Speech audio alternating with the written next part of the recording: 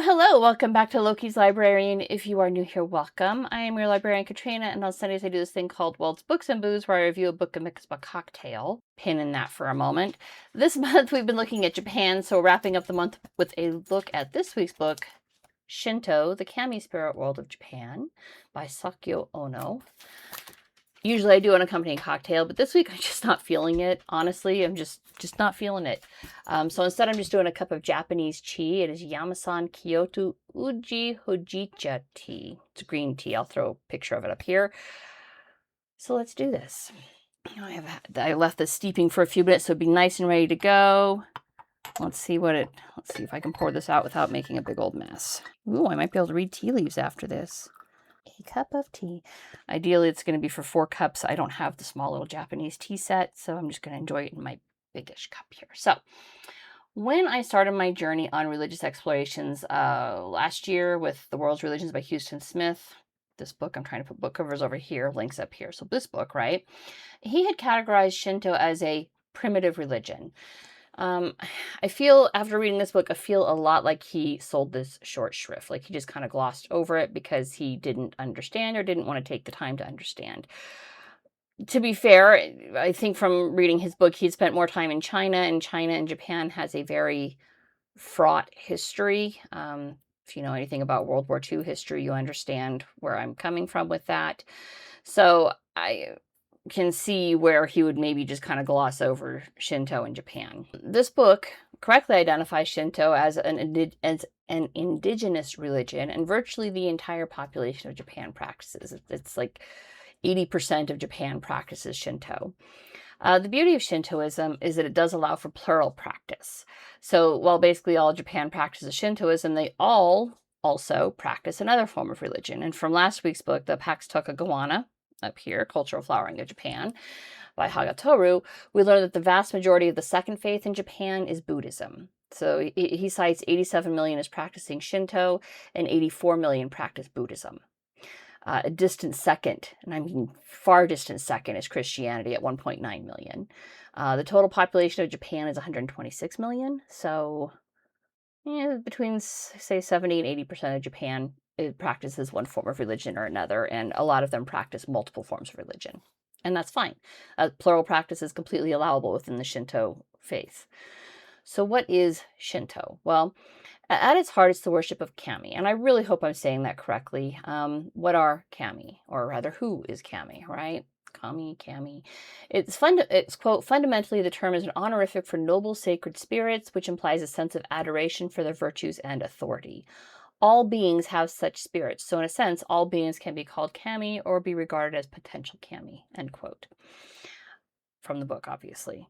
Now, all beings have such spirits, and being is a very broad scope to say that anything is capable of having Kami attached to it.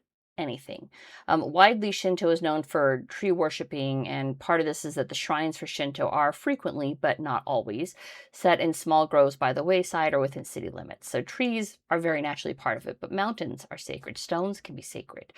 As I read this book, I feel like Shinto is more about finding the sacred in nature and in life around you, and everything that you see has that potential to be sacred. And it's seeing that and acknowledging the sacred in you and the sacred in me and the sacred in all things. In the West, it might be called Druidry. In the East, it's Shinto. Oh, I did spill some. Either that or I have a crack in my cup. I really hope I don't have a crack in my cup. Well, that's very, very good. Green. I like tea in general, and this is a very tasty green tea. This book is not very long. It's only 121 pages of text, but for its brevity, it's pretty comprehensive. And it covers the basic mythology, the scriptures, the different sects of Shinto, and just overall organization. The priestly classes, what it might mean to be a priest, what their temples and shrines look like, role of government in the religion is included in this. In mythological terms, the Kami of the center appeared first, followed shortly by the Kami of birth and growth, followed by the creative couple, and I'm going to mispronounce these and my apologies, Izanagi no Mikoto and Izanami no Mikoto. These two gave birth to the 8 great islands, the Great 8 Islands, got that backwards, i.e. Japan, and then from there all things.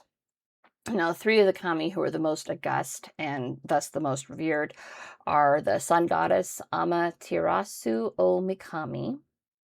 She is also in charge of the high plane. her brother Susa no Mikoto, who is in charge of the earth, and the moon goddess Tsukiyomi no Mikoto, who is the kami of the realm of darkness. Now, the god of earth, yes, Susa no Mikoto. Again, apologies for mispronunciations. He misbehaved in some horrible way, which was not specified in this book, but I'm sure if you go deeper into Shinto, it'll be, you'll know what it is. So he was banished to the lower worlds, and basically in anger over his many outrages, the sun goddess hid herself in a celestial cave, which left things kind of up in the air.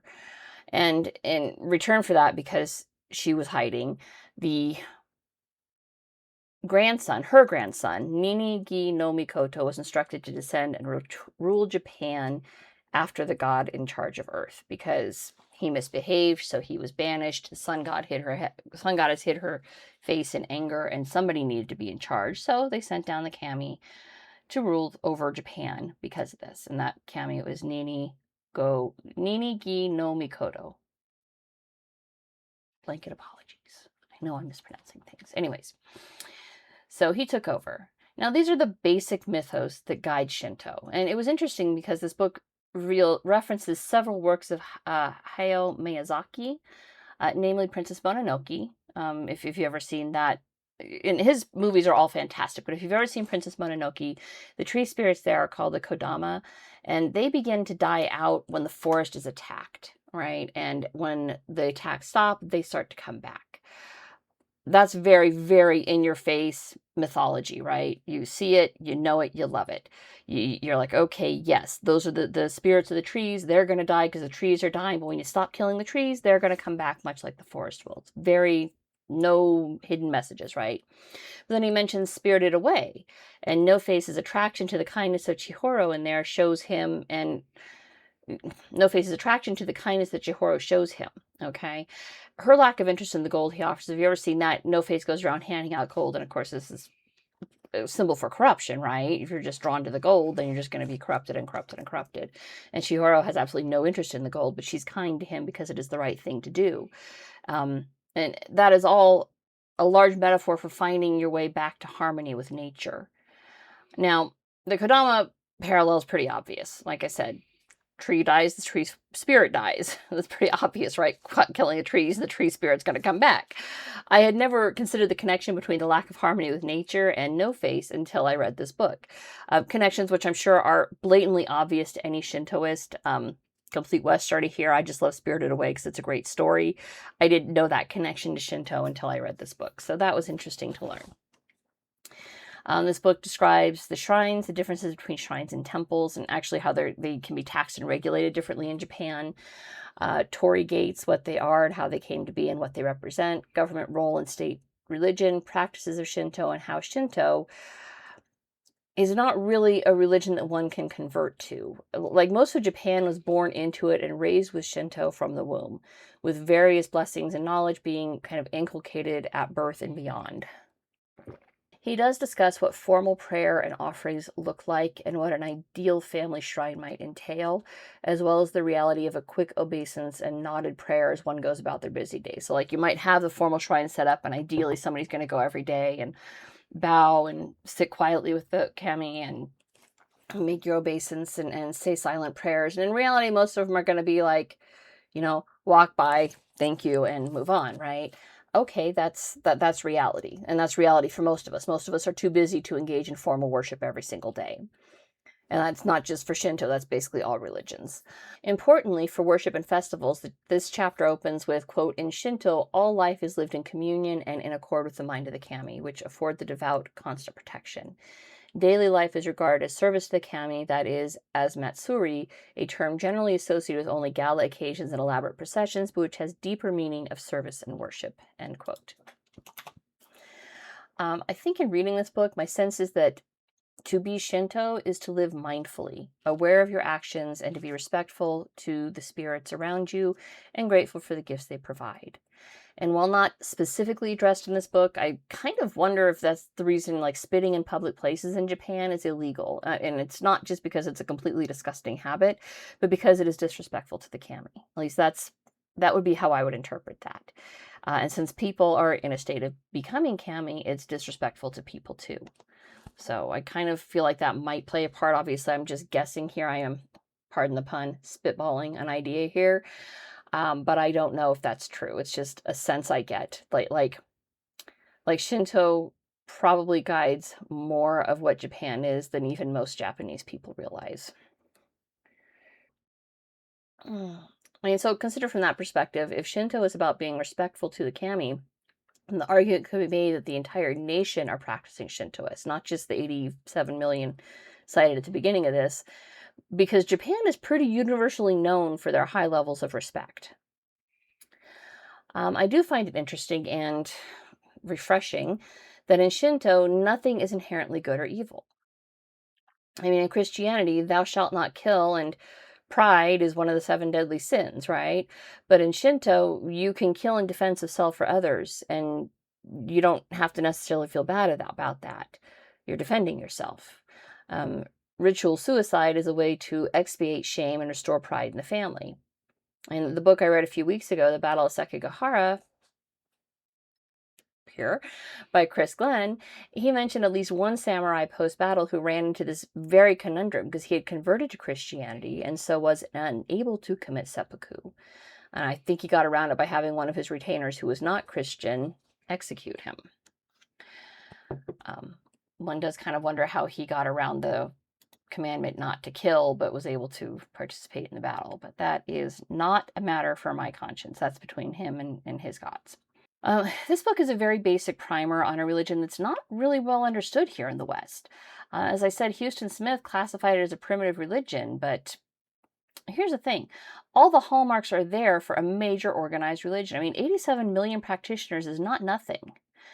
Temples and shrines, organized priesthood, clear-cut methods of worship.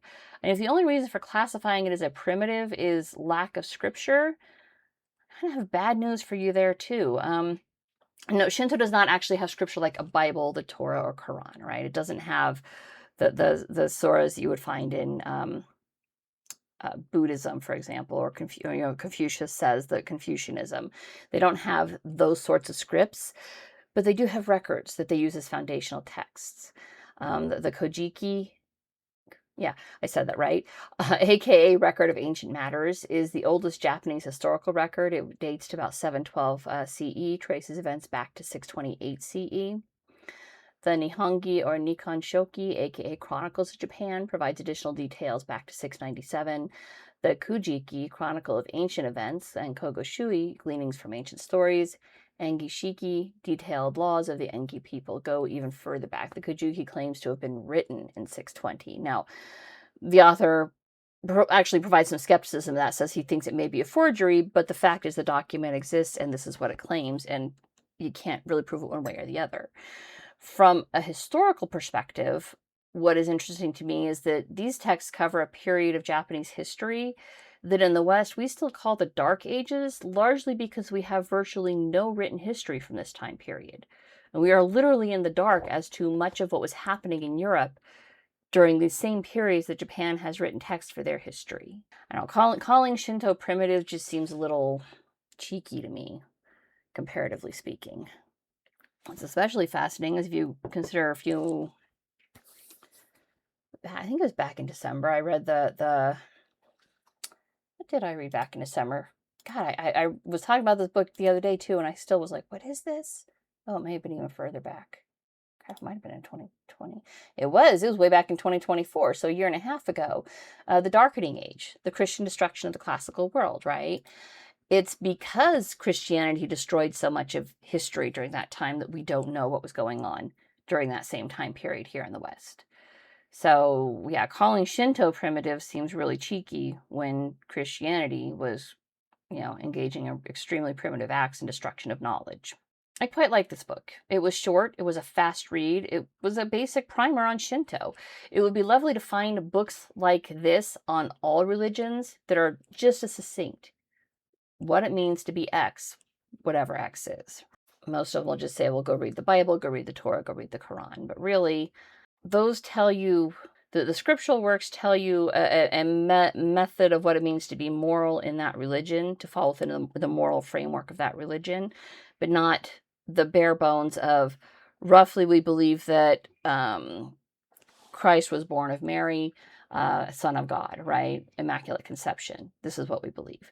We believe that we have these churches and that's where you go to worship, all right, versus going to a grove of trees and leaving bread offerings there.